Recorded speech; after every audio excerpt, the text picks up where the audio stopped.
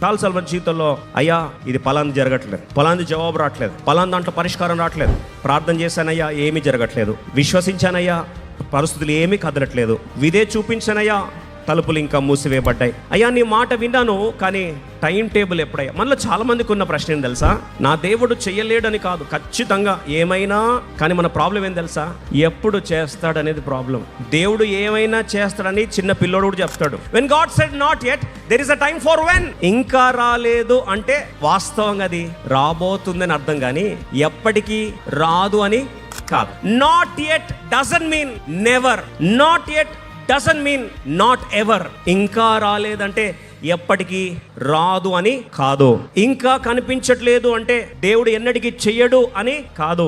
ఆలస్యం అయింది అంటే వాగ్దానం విఫలమైందని కాదు. You need to understand this. మన జీవితంలో సత్యం మనల్ని ఏం చేస్తుంది, స్వతంత్రం చేస్తుంది. ఇప్పుడు దేవుడు ఇంకా రాలేదు అంటే వచ్చే సమయము ఉంది అని.